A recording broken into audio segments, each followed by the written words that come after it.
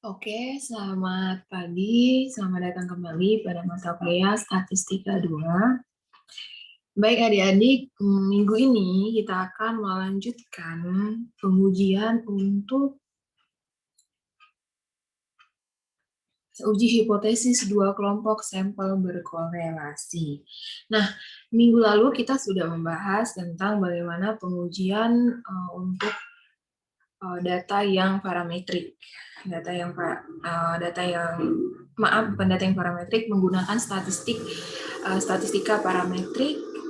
Kita sudah melakukan pengujian uji t-sampel berpasangan minggu lalu menggunakan paired sample t-test. Nah, minggu ini kita akan masuk ke uji McNemar test. Nah, di mana uji McNemar test ini dia ini statistik non parametrik ya.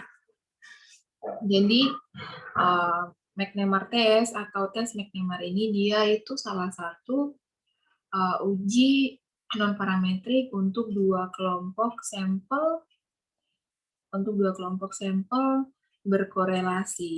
Nah, jadi uji McNemar ini salah satu uji statistik non parametrik yang kita pakai untuk dua sampel berkorelasi. Nah, kemudian uji McNemar ini biasanya kita gunakan pada penelitian yang kalau penelitiannya itu datanya menggunakan skala yang berbentuk nominal dan diskrit. Nah, apa sih Bu skala nominal dan diskrit? Itu sudah ada Ibu jelaskan di pertama kali pertemuan kita. Coba cek kembali video perkuliahan. Kemudian untuk statistik parametrik dengan non parametrik juga Ibu sudah pernah jelaskan di video penjelasan sebelum-sebelumnya. Adik-adik bisa cek kembali videonya. Nah, kemudian pengujian dengan menggunakan uji McNemar, dia menekankan tipe sampel yang dependen. Dependen artinya bergantung. Nah, bergantung atau terkait gitu atau terikat. Nah, sampel yang dependen dimaksudkan tipe sampel yang dalam pengukuran satu variabel terkait dengan pengukuran variabel lainnya. Jadi dia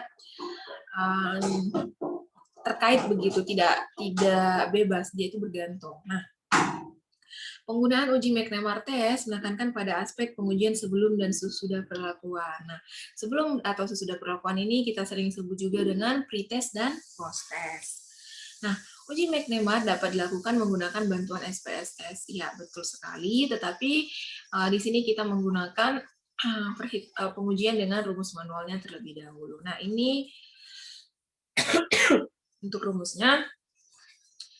Nah, X kuadrat itu A kurang D, kemudian kita kurang 1, baru kita pangkat 2-kan, dibagi A tambah D, di mana derajat kebebasan atau degree of freedom-nya sama dengan 1. Nah, kita menerima di sini pengujian hipotesisnya, maaf, di sini hipotesis penelitiannya, kita menerima H0 apabila nilai McNemar test hitung lebih kecil dari McNemar test tabel, atau secara singkatnya begini. H0 kita terima apabila McNemar hitungnya yang kita peroleh tes hitungnya lebih kecil dari nilai McNemar test tabelnya begitu. Nah, itu kita terima H0. Kemudian kita menolak H0 apabila McNemar tes hitung kita itu lebih besar dibanding McNemar tes tabelnya begitu. Nah, artinya kalau kita menghitung nanti hasil McNemar-nya lebih kecil daripada uji McNemar yang ada di tabel, nah itu artinya kita terima H0. HA kita tolak. Tapi ketika kita melakukan penghitungan ternyata nilai McNemar-nya lebih besar dibanding nilai McNemar pada tes tabelnya, nah berarti kita menolak H0 dan HA kita terima. Nah, di sini ada contoh kasus, seorang guru ingin meneliti kemampuan pemahaman konsep fisika siswa setelah dilaksanakannya pembelajaran fisika dengan menggunakan model pembelajaran GI atau group investigation ya. Ini metode pembelajaran atau model pembelajaran group investigation. Nah, penelitian ini melibatkan 200 orang siswa kelas 10 SMA Lancar Jaya. Penelitian ini bertujuan untuk mengetahui apakah terdapat peningkatan kemampuan pemahaman konsep siswa setelah menggunakan model pembelajaran GI. Nah, tadi kan sudah disampaikan juga ya kalau McNamar ini dia itu tujuannya untuk melihat bagaimana sebelum dan sesudah. Nah, sebelum di sini artinya pretest, sesudah itu post-test.